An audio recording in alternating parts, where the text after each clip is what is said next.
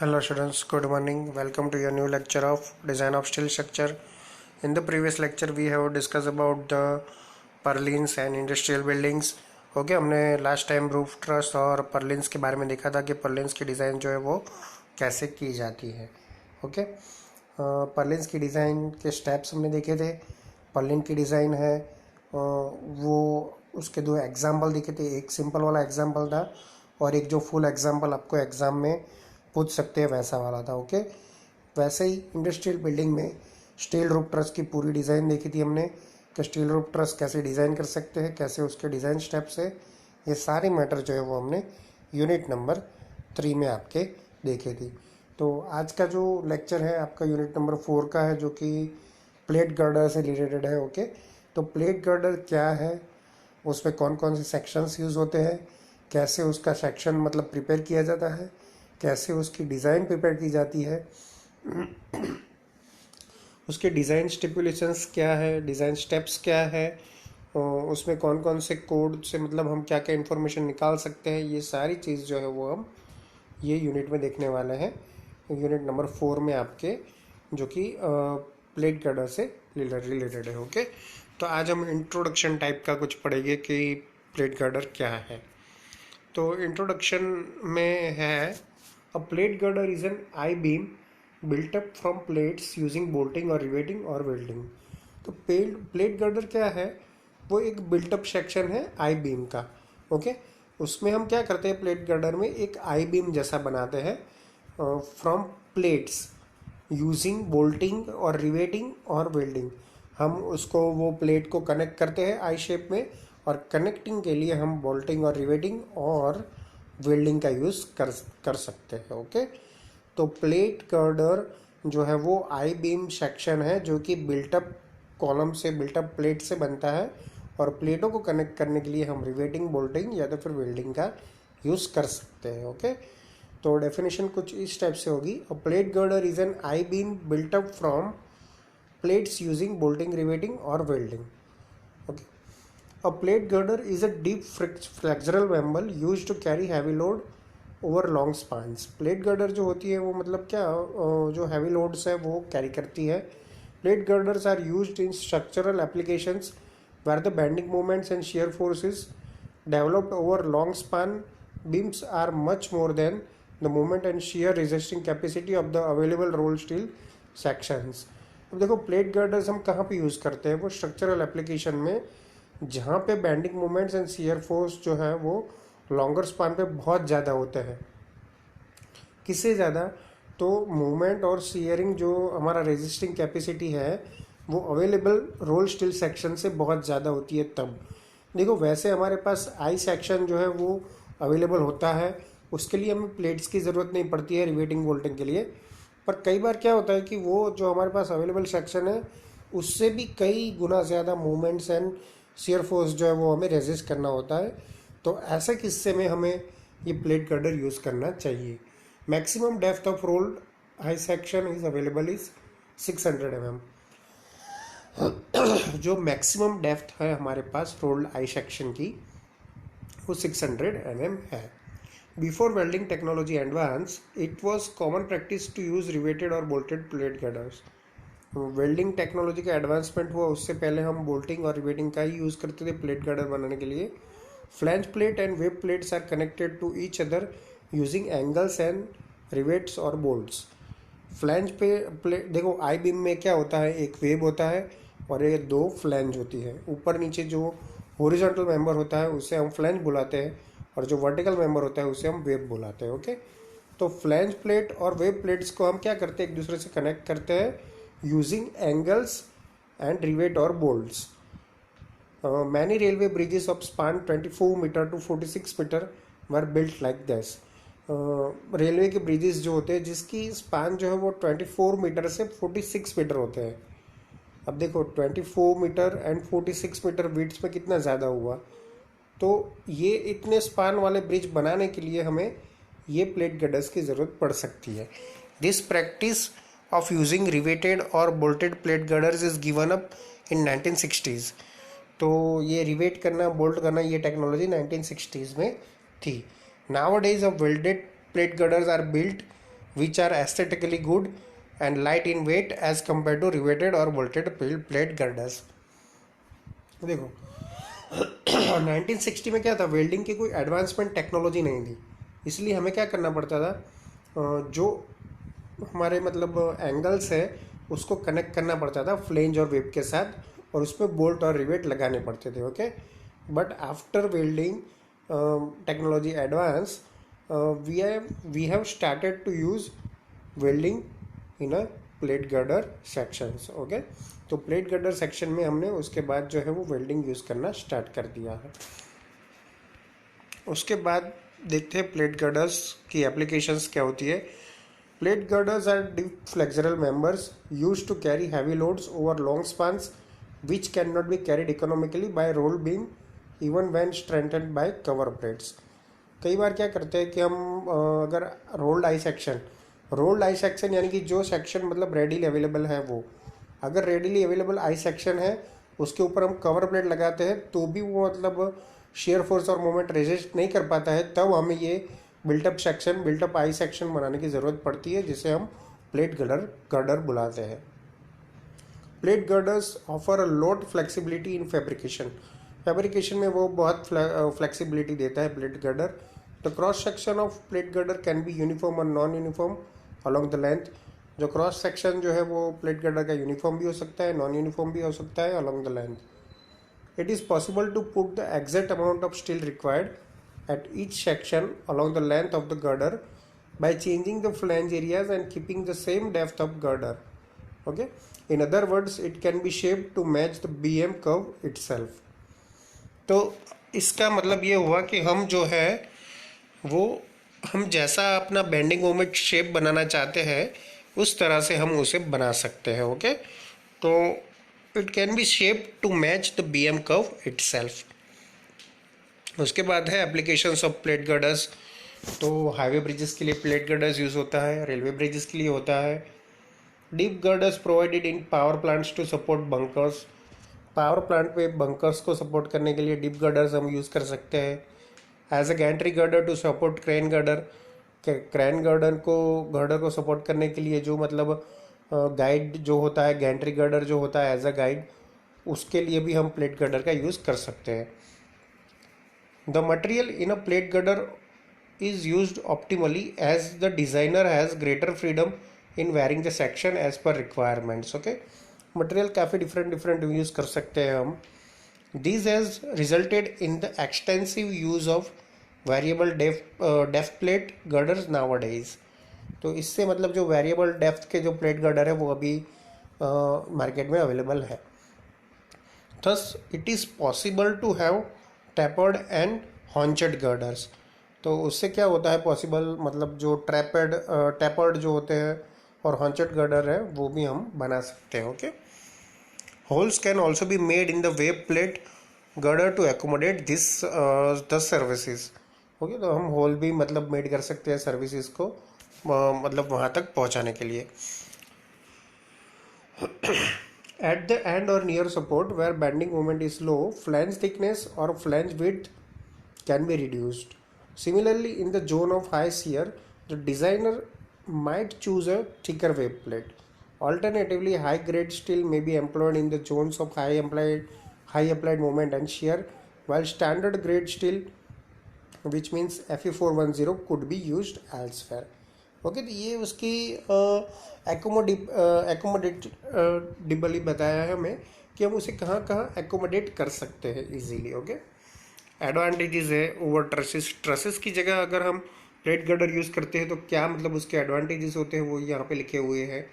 Plate girders are economical for railway bridges of spans 15 to 40 meters and for highway bridges of span 20 to 26 meters. देखो plate girders जो है वो हम use कर सकते हैं 15 to 40 मीटर्स तक अगर हम रेलवे ब्रिज में यूज़ कर रहे हैं तो.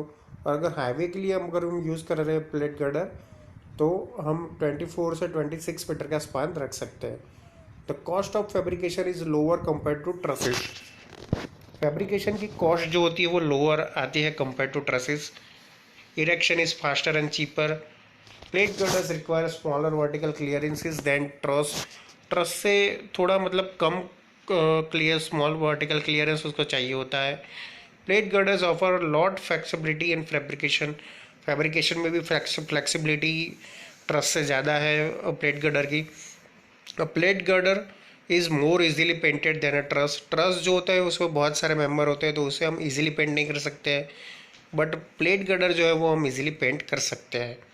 Okay, a plate girder is due to compactness of the plate girder, vibration and impact are not serious problems.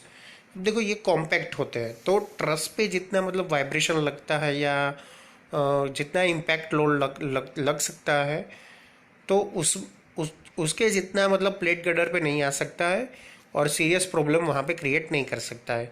तो आपके वाइब्रेशन और इम्पैक्ट वाले अगर कोई एटमॉस्फेयर है तो आप जो है वो प्लेट गर्डर का यूज़ वहाँ श्योरली कर सकते हो। Points where stresses are critical are fewer in plate girders compare to trusses. Trusses से मतलब कम मतलब जो होता है वो क्रिटिकल जो होता है वो कम होता है, यानी क्रिटिकल स्ट्रेसेस का जो क्राइटेरिया होता है वो प्लेट गर्डर में बहुत कम होता है ट्रस के मुकाबले। तो ये सारे एडवांटेजेस थे कि हम क्यों ट्रस की जगह ये प्लेट गर्डर यूज़ कर सकते हैं। उसके बाद डिसएडवांटेजेस है, they are usually heavier than trusses for the same span and loads. देखो प्लेट गर्डर जो होते हैं, अगर हम सेम स्पान लेते हैं ट्रस का और प्लेट गर्डर का, तो जो प्लेट गर्डर होते हैं वो हैवियर होते हैं। ओके, प्लेट गर्डर का जो सेल्फ वेट होता है वो बहुत ज़्यादा होता है, वो उसका फर्स्ट डिसएडवांटेजेस है। Second is the larger expose wind area compare to truss. अब देखो ट्रस जो है वो मतलब उस पर मेम्बर्स जो है वो मतलब अलग अलग होते हैं, एक दूसरे से कनेक्ट किए होते हैं उसमें।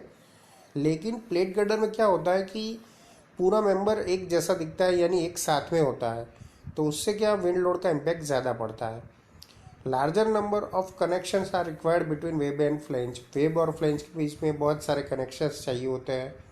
लो टॉर्जनल स्टिफनेस, जो टॉर्सन की स्टिफनेस आती है वो भी इस पर कम होती है। ओके, तो ये सारे जो है वो डिसएडवांटेजेस है प्लेट गर्डर सेक्शंस के।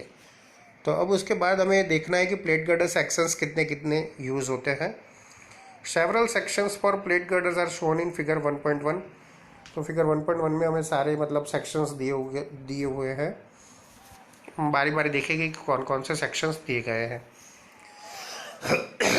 In figure A bolted without cover plate हमें दिया गया है। देखो इस पे ये एक वेब प्लेट है और यहाँ पे हमने दो ISA एंगल लगाई हुई है, यहाँ पे भी दो ISA एंगल लगाई हुई है और वो बोल्ट से लगाई हुई है, यानी कि ये बोल्टेड विथआउट कवर प्लेट्स है। बोल्ट से हमने वेब प्लेट और फ्लेंज प्लेटों को एंगल सेक्शन को कनेक्ट करके आई सेक्शन बनाया है। ओके, तो ये हमारा पहला किस्सा है। सेकंड केस पे हम ऐसा कर सकते हैं कि फर्स्ट केस के ऊपर हम कवर प्लेट लगा सकते हैं बोल्ट से। ओके, ISA प्लेट्स है ऊपर नीचे दो दो, बीच में एक वेब प्लेट है, तो उसके ऊपर और नीचे के साइड, बॉटम साइड और अपर साइड और टॉप साइड हम कवर प्लेट लगा सकते हैं बोल्टेड से, तो उसे हम बोलेंगे बोल्टेड विथ कवर प्लेट। तो ये भी एक टाइप का प्लेट गर्डर है। उसके बाद C जो है वेल्डेड गर्डर। अब ये जो वेल्डेड गर्डर है वो सबसे ज़्यादा अभी हम यूज़ करते हैं। ओके, क्योंकि उसके बेनिफिट्स बहुत ज़्यादा है। इसमें देखो क्या करते हैं, फ्लैंज प्लेट अलग होती है, दोनों फ्लैंज प्लेट अलग होती है, वेब प्लेट अलग होती है, और वो दोनों को ऐसे यहाँ पे फ्लेट वेट से कॉर्नर में चारों साइड कनेक्ट कर देते हैं, तो उसे हम वेल्डेड गर्डर बुलाते हैं।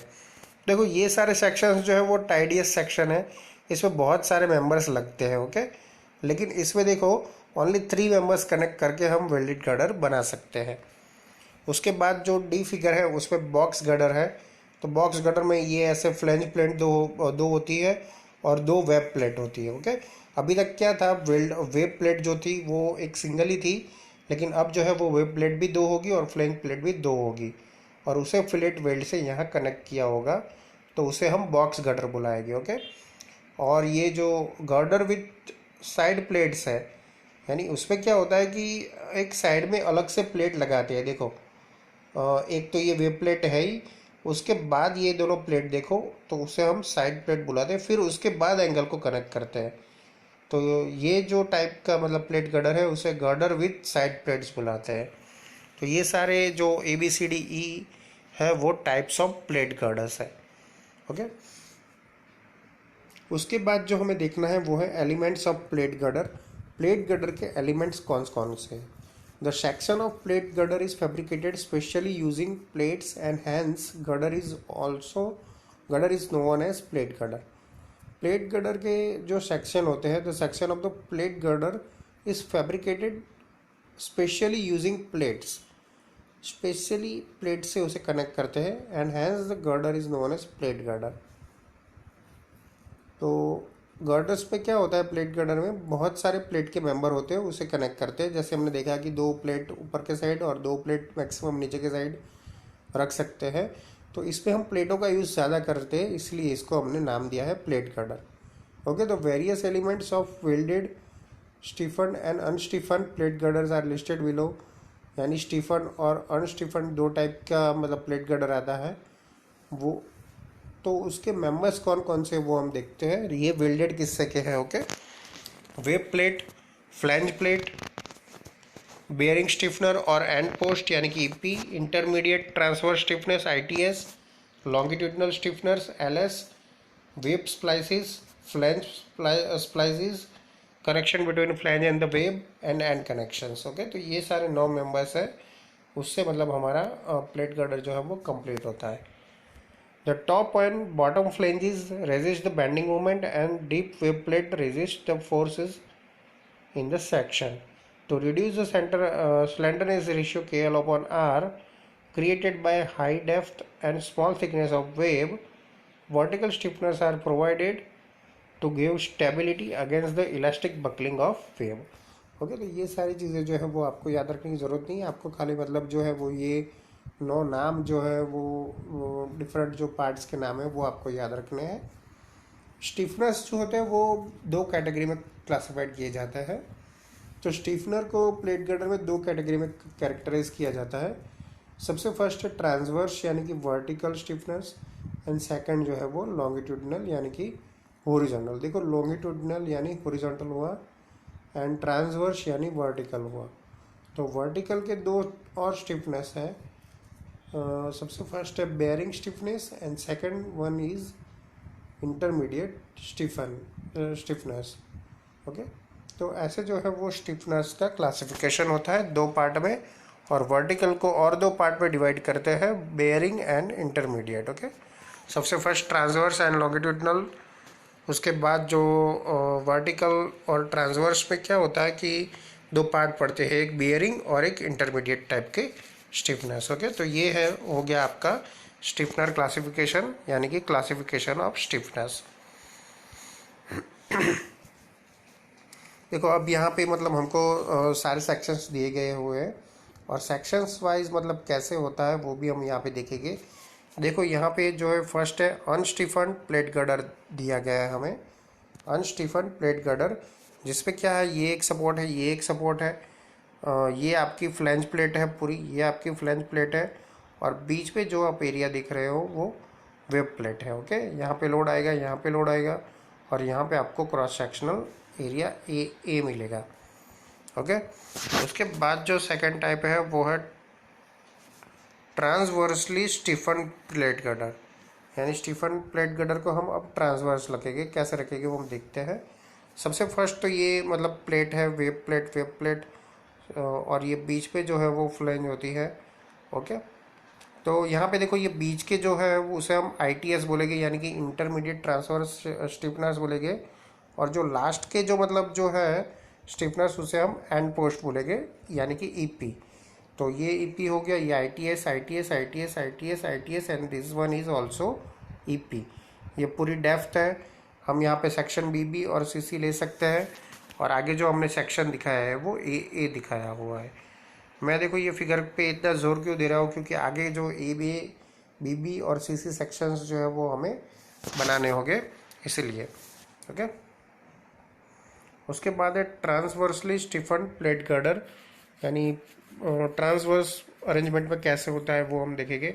सॉरी, ट्रांसवर्स तो हमने देख लिया, हम देखेंगे ट्रांसवर्सली एंड लॉन्गिट्यूडनली।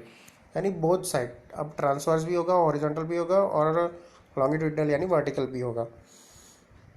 तो देखो लॉन्गिट्यूडनल यानी कि ये हॉरिजॉन्टल, तो हॉरिजॉन्टल में कौन से आते हैं, लॉन्गिट्यूडनल स्टिफनेस LS, और वर्टिकल में कितने आएंगे, तो वो आएंगे ITS यानी कि इंटरमीडिएट जो सेक्शंस होते हैं वो इंटरमीडिएट सेक्शंस। ओके, तो यहाँ पे हम जो है वो नॉमिनिकल्चर जो है वो इजीली कर सकते हैं। ये LS है, ये MS है। ओके, ये जो है वो आपका यहाँ पे आपको IS दिख रहा है, लेकिन ये LS है, लॉन्गिट्यूडनल स्टिफनर्स है। ओके, और ये जो है ये है ट्रांसवर्स यानी कि ITS टाइप के। तो ऐसा अरेंजमेंट भी हो सकता है दो सपोर्ट्स के बीच में, EP और ITS का, और EP ITS एंड LS का यानी कि लॉन्गिट्यूडनल स्टिफनेस का। Okay,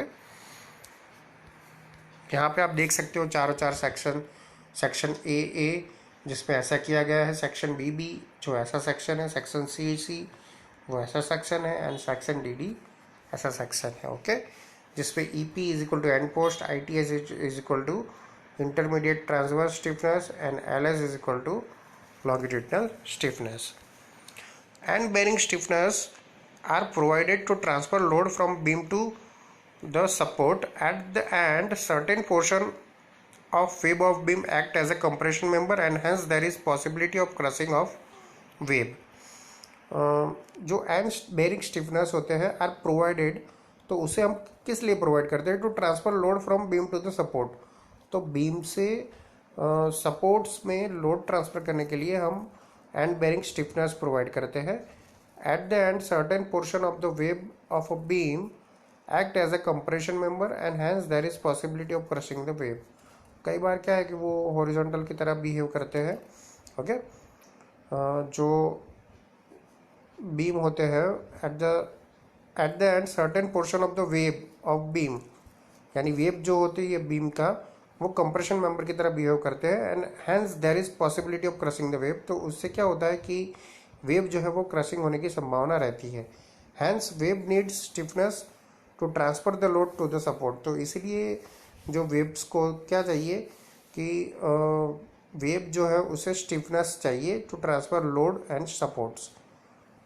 if concentrated loads are acting on the plate girder, intermediate bearing stiffeners are required। तो जब मतलब आप कोई कॉन्सेंट्रेट लोड जो है वो आपके घर के ऊपर अप्लाई कर रहे हो, तो स्ट्रक्चर के ऊपर अप्लाई कर रहे हो, तो इंटरमीडिएट जो बेरिंग स्टिफनर्स है वो होना बहुत ही ज़रूरी होता है। ओके, तो ये सारी चीज़ें हमने देखी।